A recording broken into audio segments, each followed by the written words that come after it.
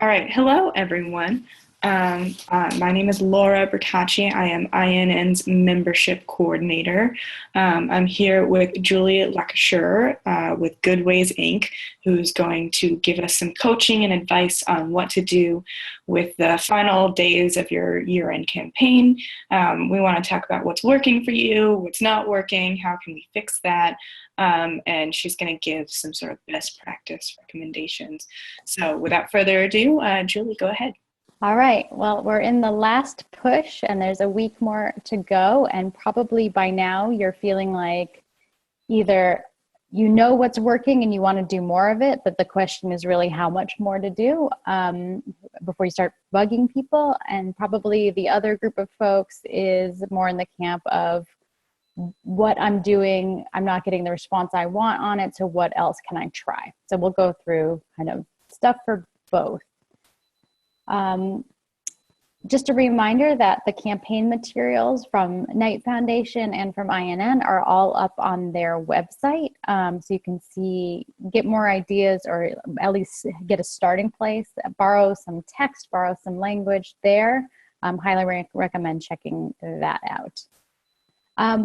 So if you're looking at, we look at a couple of things about measuring success with these types of campaigns. In my experience, there's a lot of things you can measure, but the ones where I think it really can give you good information about your next campaign or how to maybe pivot in the middle of this campaign are just a couple of really quick measurements. So I'm going to throw these out, and they might seem pretty common sense, but that's good. So one obviously is the amount of money you've raised, the number of donations. So if you're seeing a lot of money raised from very few donations, and then that last bullet point is probably that you're getting a really high average gift size, that means that like kind of a major gift strategy is working for you. So you might want to double down on phone calls and outreach and stuff that looks more like how you would ask for larger gifts. So you might want to go after more $1,000 gifts and do it that way because that seems to be what's working. Or you could say, well, we're doing well on the $1,000 gift level. Let's see what we can do to try to encourage more lower level gifts. So you might want to look at your campaign material or your donation page and say, oh yes, we're really gearing people into big gifts, so maybe we need to make the case for making smaller gifts. So that might be a change there. You also want to look at the number of new donors. Donors, we were talking a little bit before the call about how many donors someone had gotten that were just new to them. So that's a really important measure as well. So if you're only seeing returning donors or people that you know, you might try to figure out a way to encourage new people to give. And that usually means a little bit more outreach, pushing it out a little bit more on your website, talking to partner organizations, getting your board of directors to email out to their friends and contacts, but just pushing a different lever there. And then also the number of returning donors is a really important measure of how many people you've engaged to come back and give. Usually if we don't see a high percentage of returning donors, it means they don't feel engaged with you after their last gift. So that's a hard one to make a quick last minute change on, but it might indicate you need more engagement activities during the year. But these are the 5 I recommend measuring. They'll give you good data about what you're doing. There's a lot of other things, but these are the ones that are perennially important. Okay, so you have in your campaign documents a calendar, a sample calendar that we've created. So as we look ahead to next week and beyond, here's really here's what we had suggested. You can obviously do this any way you want. A good tactic right about now is to get an email in front of people again. And I had suggested, so usually when we send emails for campaigns, we've got a header and some donate buttons, and it's graphically interesting. A really good tactic also is to forward that email just with plain text at the top, just like you would a friend, and say, hey, I just wanted to make sure you saw this. And I'll give you an example I saw in my inbox the other day. But that can be a very good tactic. And then forwarding it to people that didn't open the first email is a great way to get it in front of just the right people. You could also do it to a bigger list. But because it says forward, because it's plain text, it might actually catch people because it doesn't look like a fundraising email. At this point, if you are able to get people that we were calling ambassadors on board with helping you reach out to the about the campaign, usually boards of directors, volunteers, prominent people in the community are great ambassadors. They're usually great for the first 3 days, and then they maybe lose steam because they're like, it's easy to share messages about something that's new, but it's harder to share messages that you've shared before for people. So what you want to do in the next couple of days is reach out to people that have been sharing about your campaign, thank them for sharing, say, we see you sharing it, we're so grateful, and then give them some information that they can share again, right? So that might be, we're 25% of the way there, or we've seen donations come in from as far as, well, depending on where you are, Maine is either far from you or close to you. But, we've seen donations come in, something interesting about it, and just a new way to share the campaign. So you might want to give that to your ambassadors while you thank them. And then encourage them to keep sharing. Next week, we've suggested that you send an email that highlights your most important stories for the year. We've given you some language around that to kind of say, here are our top stories this year. If not for us, would you have heard about them? And there's a lot of different ways you can say that language. This kind of email usually performs really well because we've given them some really great content in there, and then ask them to think about the importance of that content. Using this tactic also would work really well in a direct mail piece if you wanted to send something out snail mail. It would also work as an article on your website and social media content. So you could really run with this for the whole week. It's also very good for the ambassadors to push out. Let's go over to the last couple of days of the year, though. Move this. So on the last couple of days, so this area right here, these last 3 days of the year are where a lot of money has the potential to come in. So I had thrown out this stat last time, about 10% of money raised in the United States comes in during these last 3 days. So we just want to make sure that you're giving people the opportunity to give if that is how they give. So recommending a couple of emails on the last couple of days of the year. One on the 30th saying, tomorrow's the last day to give a tax-deductible gift this year. And then on the 31st, reminding people it's their last chance to give. If you're being public about, a campaign goal, now's the chance to say, we're just $5,000 away from it. On social media, really, everyone is really talking about New Year's and New Year's Eve and resolutions and all that. So you can fit your messaging in there a little bit, but counting down to 2017 is really where everyone's mind are at. So the bulk of your money, I think, should be in by the 31st, just because that's donor behavior right there. But the campaign goes past that. So you have till the 19th to raise this money. So let's talk about some strategies after we get through the last day of the year.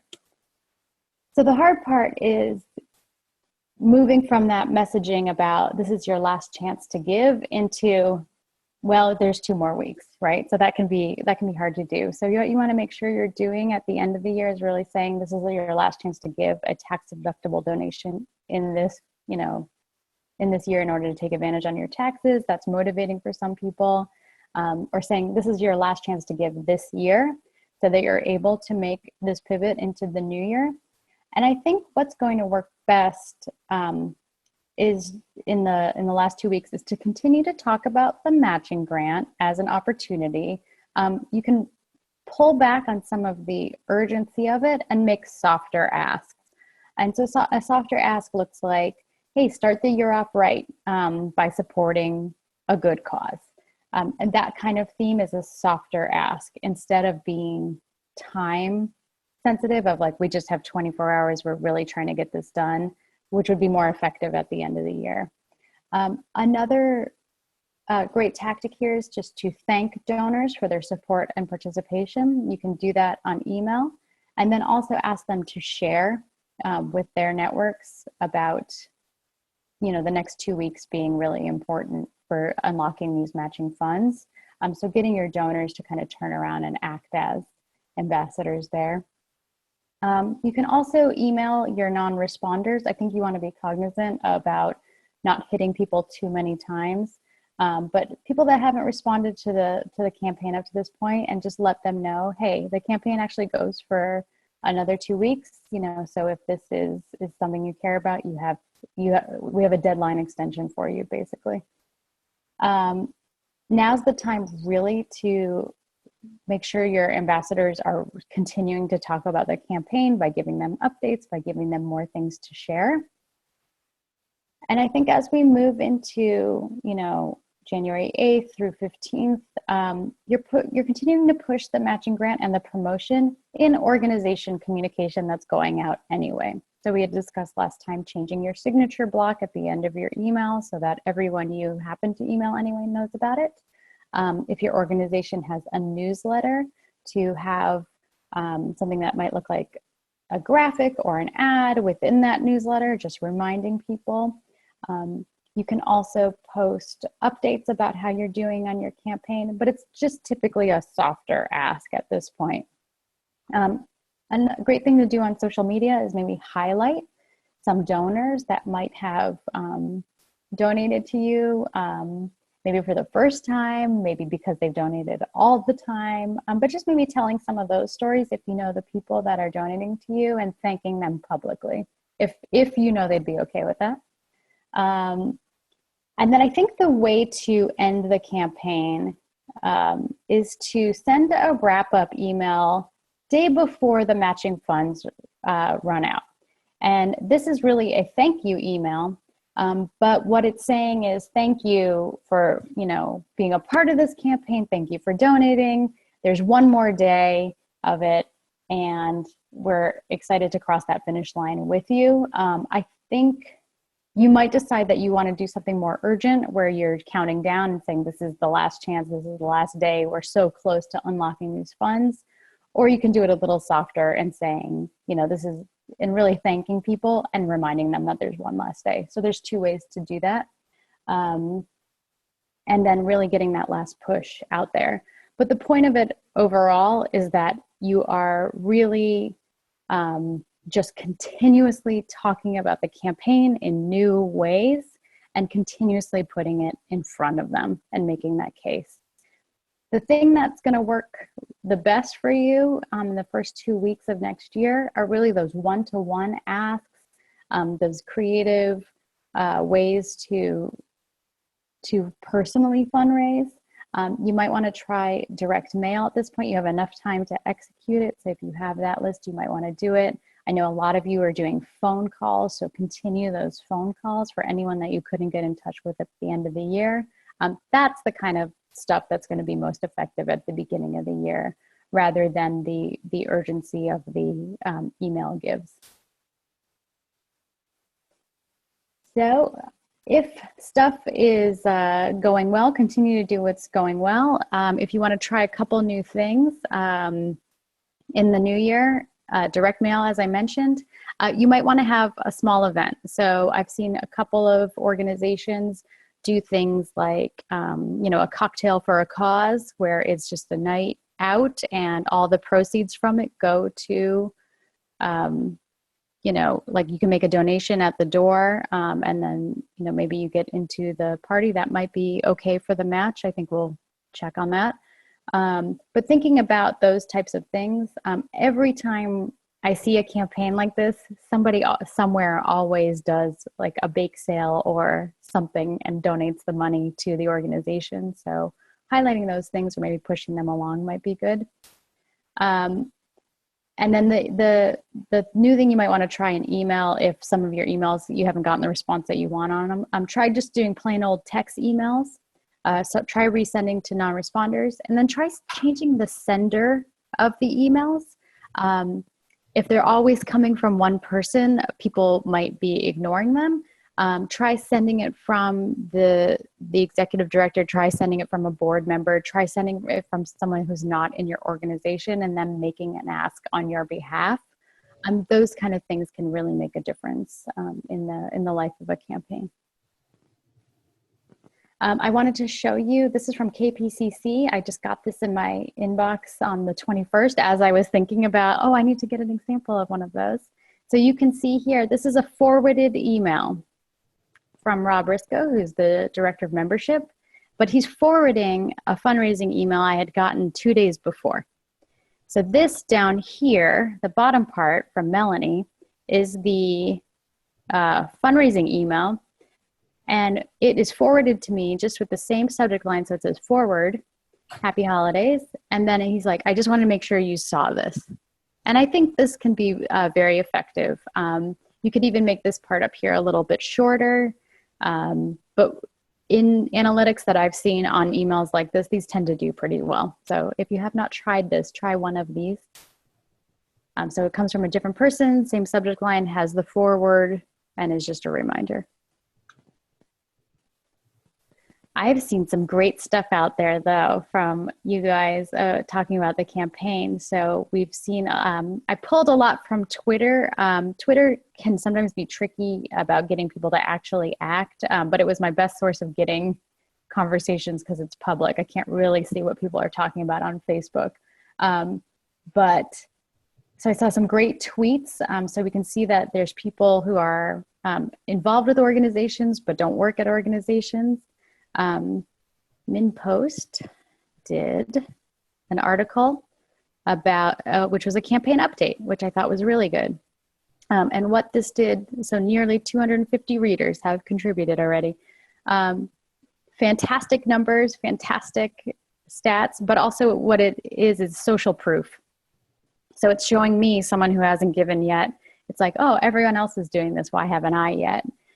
So I don't feel like I'm the first one at that party, but they did a great job with this. A couple other things I've seen. In Detroit, they had a nice Lightbox up on their site. So when I went to the site and I was going to the site to look at this article that they had posted, a nice little box came up and said I could double my gift, and mentioned the news match and brought me right to that donation page. And I thought that was really nice. And a couple more tweets you saw there, but from people that are involved with organizations, but maybe not on staff. And then I liked this line from Grant Blankenship where it says, we're also on this list. It's a retweet of one. And it tells the outcome of it. So then we tell more stories, and you can see how that would be valuable. But this is really nice because it's in people's own language. It doesn't sound like campaign language. It just sounds like someone who cares about an issue. So those things are all very good. Finally, the last thing I wanted to cover is just make sure you're thanking donors in a way that's meaningful, because then you will retain them. And I will say, because I say this all the time, a donation receipt is not a thank you. So when they get that auto email or they get that auto generated letter that says, thank you for your donation of blank, blank, blank, we're grateful. That's not really a thank you. It is. It should say thanks, but it's not really that meaningful because they're auto generated. So if you can figure out a way to show your gratitude to your donors sometime in January, maybe they get a handwritten note, maybe they get a phone call from a staff person or a board member, and this is not another ask, it's just a thank you. You will build a relationship with them. You will delight and surprise them in a way that will make them feel really good about their gift. And when they are asked to give again, they'll remember that. Finally, inviting them to events or special things throughout the year is really a really good tactic. We've seen time and time again donors who have given gifts of, $200 to organizations, and then they get a personal touch point, and then they turn around and they give these huge gifts, and no one ever knew that they had that capacity, but it was because they felt very good about how they were treated. So think about, what you can do with your donor list throughout the year. So with that, I will open it up for any questions. Go ahead and put them in the group chat. And Laura, if you have anything else you want me to cover too, you can chime in also. I don't know. I think you got it. I mean, I would just really like to hear from everyone who's here, what they've been working on, and if they've already tried some of this, or if any of this is part of their plan. There's few of us here that we can workshop what you're doing. Or you can share how excited you are to have a weekend in front of you and how tired you are. We actually have a whole week in front of us. We're closed for the week between Christmas and New Year's. I love it. Nice. It's great. Yeah. One of the benefits of being owned by American University. There you go. So Laura, do you want to tell us about what you're doing, or was that someone else that was trying to speak? No, it was me. Okay. So all that we have done so far is direct appeals. Well, I shouldn't say all, because we do put a drop down, a pop-up on our, I say drop down, but it's actually a pop-up that drops down. Just saying we're accepting donations right now, or encouraging people to give. Towards the end of the year, we're going to do one final email reminder to everybody on Monday after Christmas, the 26th.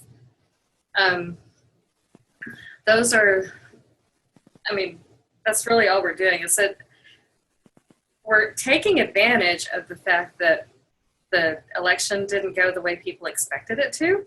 Yeah. And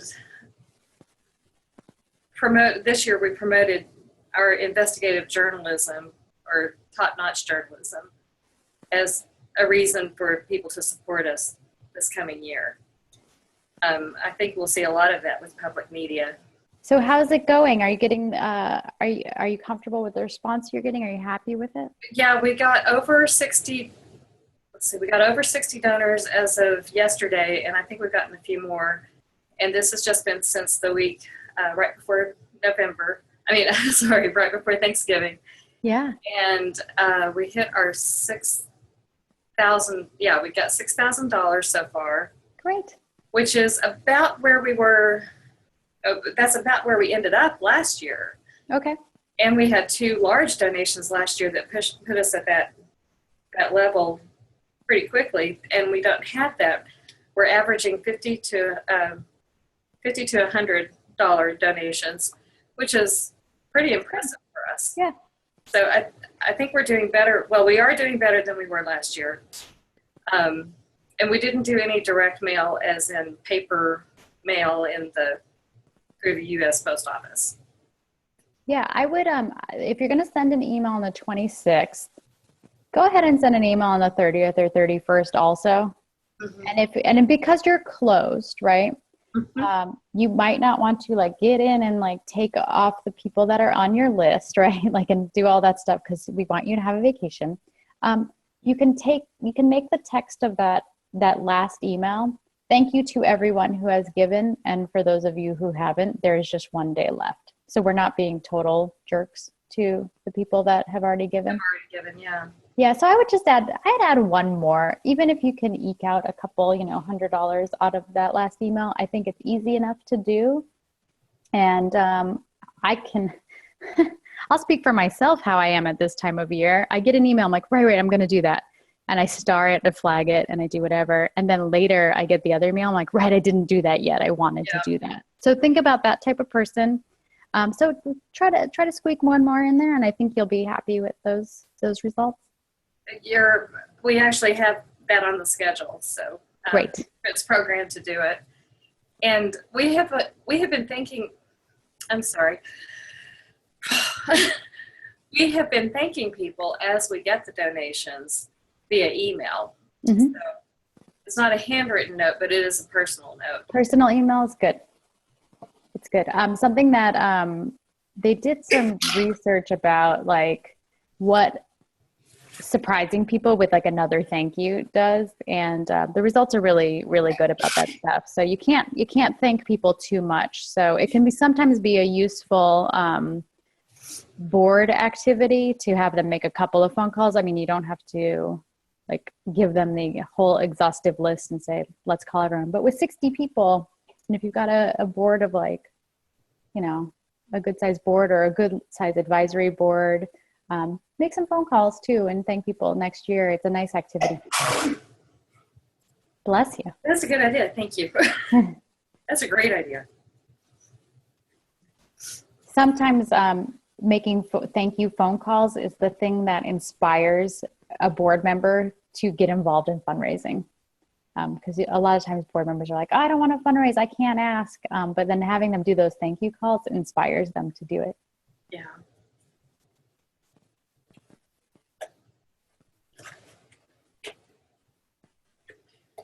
Any other questions or examples?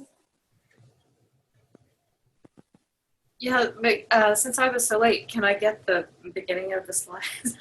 Yeah, Laura, will the slides be posted? Yeah, I'll send out a follow-up email that will have the slides attached, as well as this meeting recording. Great.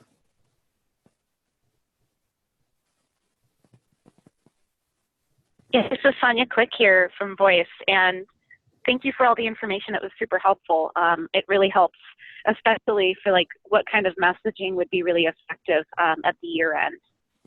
So that's really helpful. Thank you so much. Oh, you're very welcome. And I'll say, you know your list best, so I can give you best practices, but I always get surprised by, you know, some organizations like, oh no, we know what our people want to hear, and it's a long email and it's about this and there's a lot of stats in it. I'm like, all right, do it.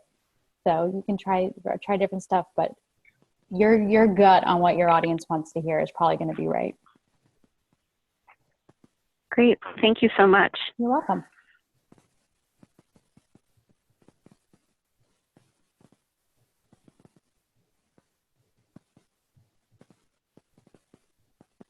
I think I'm looking at outside of Laura's window there and seeing snow. And no, it's just the rooftops look white. Oh, they're white? Okay, I was like, there's a lot of snow there. Yeah, it does look pretty. All right. Well, if no one has any more questions, we can just get you back to your regularly scheduled days. Well, thank you for doing this. Of course. All right, thanks everyone for coming. I'll share Julie's contact information if anyone wants to speak to her directly about what you're working on. Yes, I'll be on email all next week, so do not hesitate to reach out if you need something. Yeah, she's an available resource to you.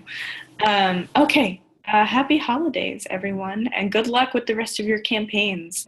And please let us know how it goes and what's going on. We really want to hear your success stories. Okay, all right, bye. Great. Folks. Thank you. Bye, everyone.